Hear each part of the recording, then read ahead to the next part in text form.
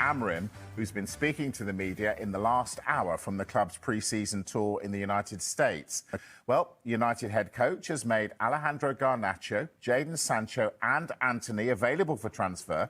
Tonight, though, has claimed he'll reintegrate them into his squad if clubs do not match their valuation. Well, here is exactly what Amorim has said this evening. He said, some players have to find a new place to have space in the team. Other players show they want a new challenge. We're just allowing these players to think and decide. If they reach a point where they'll have to join the team, they will join because they are our players. I know for a fact the club has a number for these players. If they don't reach that, they will be Manchester United players. I understand other clubs are maybe waiting for the last minute, but they can have a surprise. I'm ready to receive the players. They have more competition. If they want to play in the World Cup, they have to play. Darmesh. No one's buying that, are they? Well, I mean, look, if you take it on face value, first of all, Manchester United have still got these three players in their squad. They don't want those three players in their squad. We should add Tyrell Malacia to that one as well, because there were five originally. Of course, Marcus Rashford has gone to Barcelona. Yeah, we take it on face value, and we believe everything Ruben Amorim is saying. If they remain at Manchester United, yes, they'll be reintegrated. They'll fight for their place in the team, which is perfect for me. The other way to look at it is they're just trying to protect their negotiating position. But you wonder whether that ship has sailed now because of what's happened in the past month or so, because it's been made clear that Manchester United don't want these players. And if you're a club who want to buy these players, as much as Manchester United will say, well, if you don't meet our asking price, they're not going anywhere, clubs will say, well, we do know you want to sell them, so let's just wait until that price comes down. But it's clear why Manchester United will want to do this, because they want to maintain a good bargaining position that they found themselves in with this. But if you go back to, I think it would have been when Erik ten Hag was in charge, and he had effectively exonerated Jadon Sancho from the squad completely. He was not part of the squad, and he didn't get that move at the end of that transfer window. Come the summer, there were those pictures on Manchester United's website of Jadon Sancho and Erik ten Hag together on the training ground. People say, oh, is this a reunion? Have they kissed and made up? Is there a future for Jadon Sancho? People were like, no, there isn't.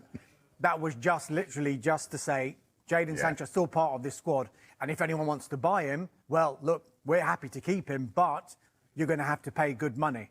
So I think that might be what we're seeing with these players as well.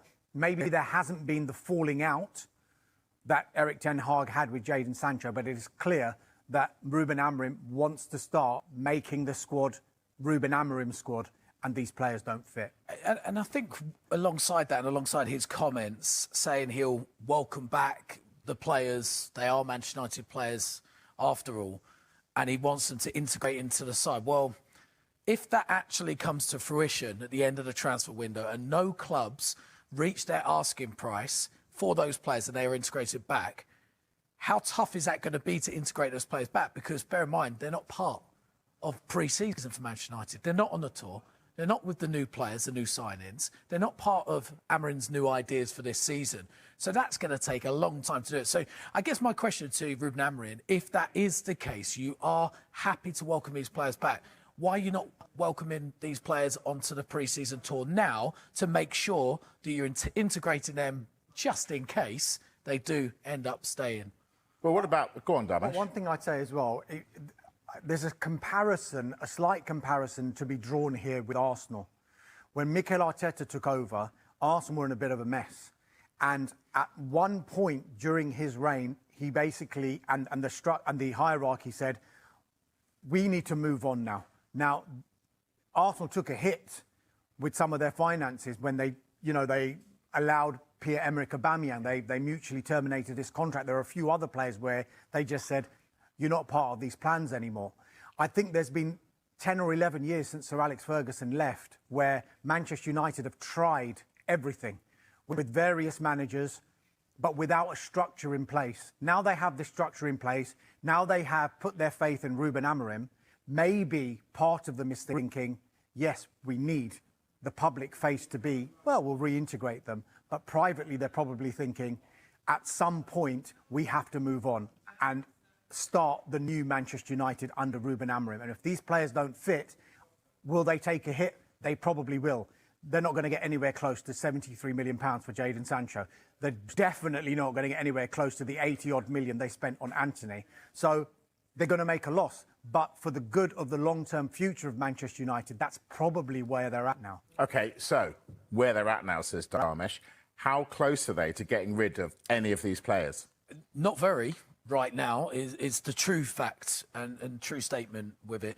Let's talk about Anthony, though. Anthony, there are more offers, more interest, it feels like, for him than there are for the likes of Jadon Sancho, Alejandro Garnacho, Tyrell Malacia at this stage. Now, Anthony, we understand there are 2 Saudi Arabian Premier League clubs who are showing interest. Now, Real Betis, we know, are keen for him to come back. He had a very successful loan spell at the back end of last season, showed everybody actually what sort of player he can be, despite the huge £86 million price tag, which I think clearly weighs on his shoulders. It's not necessarily the player's fault. That's just how deals work. But for Real Betis, a permanent transfer and a permanent transfer fee is not doable for them. They want the player on loan. Manchester United want to sell the player. So options with the likes of Saudi Premier League club are a good thing for Manchester United.